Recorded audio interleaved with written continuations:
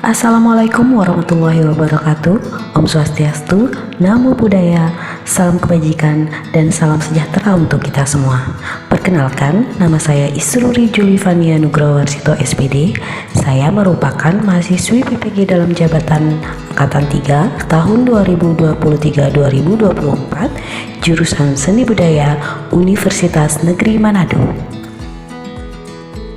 Saya merupakan guru seni budaya di SMP Negeri 1 Labuan Badas, Kecamatan Labuan Sumbawa, Kabupaten Sumbawa. SMP Negeri 1 Labuan Badas merupakan salah satu sekolah menengah pertama di Kabupaten Sumbawa dengan visi terwujudnya sekolah cerdas, kompetitif, berkarakter, dan berwawasan lingkungan. Sedangkan misi dari SMP Negeri 1 Labuan Badas adalah 1. Menciptakan proses pembelajaran yang efektif berpusat pada siswa. Yang kedua, meningkatkan mutu lulusan yang berdaya saing tinggi dan berkarakter bangsa. Yang ketiga, mewujudkan lingkungan sekolah yang bersih serta indah dan sehat. Yang keempat, menerapkan manajemen partisipasi warga sekolah dan masyarakat menuju lingkungan sekolah yang bersih, indah, asri, rindang, tertib, aman, nyaman, dan tenang. Dalam era kurikulum merdeka saat ini, peran kita sebagai guru yaitu menggali potensi siswa. Guru memiliki peran kunci dalam mengidentifikasi potensi, minat, dan kebutuhan belajar setiap siswa.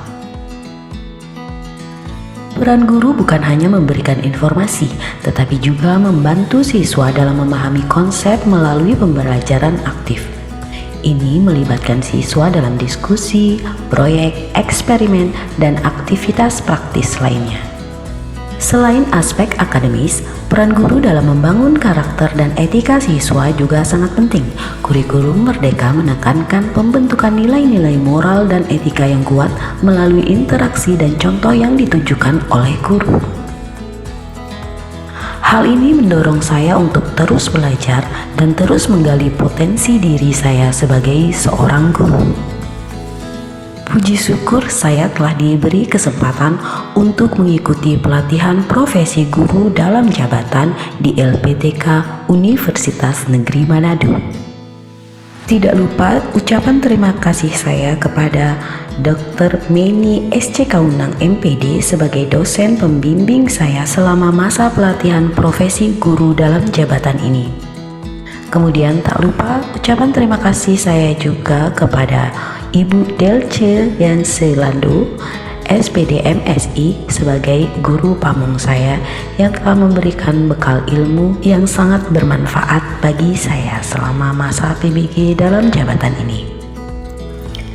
Pada kesempatan kali ini saya akan berbagi praktik baik atau best practice pada pembelajaran yang telah saya lakukan di hari Senin tanggal 4 Maret 2024 sebagai salah satu tugas ujian kinerja dalam PPG dalam jabatan.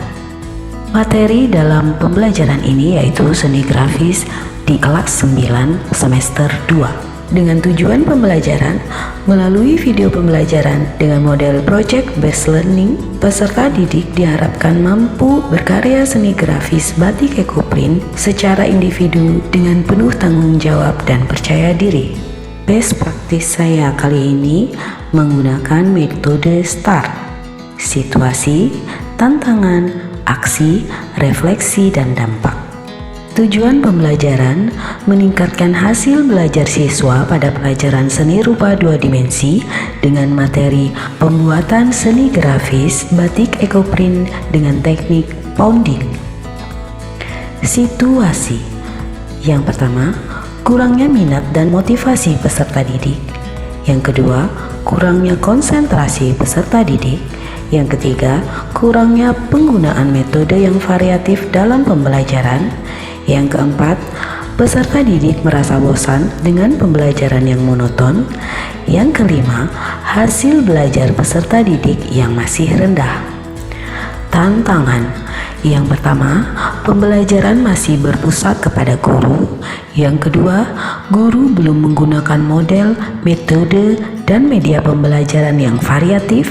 Yang ketiga, rendahnya motivasi belajar dari peserta didik. Yang keempat, latar belakang keluarga peserta didik. Yang kelima, sarana dan prasarana pembelajaran di sekolah. Aksi, langkah-langkah menghadapi tantangan. Yang pertama, melakukan konsultasi dan bimbingan kepada dosen dan guru pamong. Yang kedua, pemilihan metode dan model pembelajaran yang sesuai dengan karakter peserta didik. Yang ketiga, membuat media pembelajaran yang menarik dan inovatif. Yang keempat, melakukan evaluasi dan refleksi dari hasil pembelajaran. Aksi dalam pembelajaran saya menggunakan model PJBL atau Project Based Learning yang terdiri dari fase pertama yaitu pertanyaan mendasar, fase kedua mendesain perencanaan produk, fase ketiga menyusun jadwal pembuatan, fase keempat memonitoring keaktifan dan perkembangan proyek, fase kelima menguji hasil, dan fase keenam evaluasi pengalaman belajar.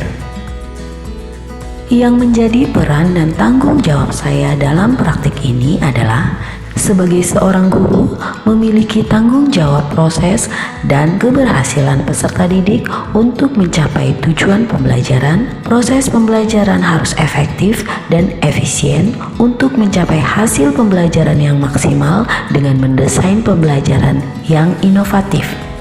Sumber daya atau materi yang diperlukan. Guru sebagai sumber daya manusia yang berperan dalam merancang desain proses pembelajaran di sekolah. Hal ini yang juga disiapkan mulai dari sarana yang digunakan seperti speaker, proyektor, laptop, dan jaringan internet.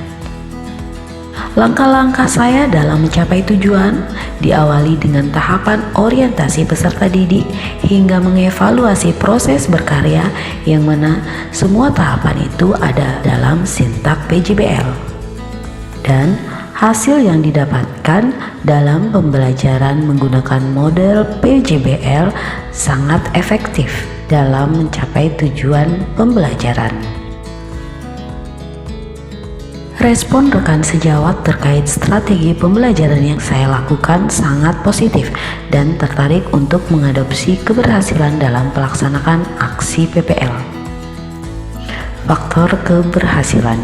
Faktor keberhasilan dalam model pembelajaran PJBL adalah peserta didik diberikan kebebasan dalam memilih media peraga atau diferensiasi dan menyusun proyek sendiri sesuai dengan hasil diskusi kelompok. Refleksi, dampak dari aksi dan langkah-langkah yang dilakukan. Yang pertama, hampir 100% semua tahapan kegiatan dalam pembelajaran sesuai dengan RPP. Yang kedua, penggunaan model pembelajaran inovatif Project Based Learning berpusat pada peserta didik dan video interaktif dapat membantu dalam menyampaikan materi sehingga meningkatkan hasil belajar peserta didik. Yang ketiga, penerapan TPACK dan penggunaan media yang tepat sangat membantu terhadap materi pembelajaran. Dibuktikan dengan hasil evaluasi pembelajaran peserta didik yang mencapai nilai di atas KKM. Demikian hasil dari praktik baik saya. Semoga bermanfaat dan semoga kita sebagai guru tetap selalu membimbing dan membantu peserta didik menjadi individu yang lebih berkualitas dan siap menghadapi tantangan di masa depan. Terima kasih. Wassalamualaikum warahmatullahi wabarakatuh.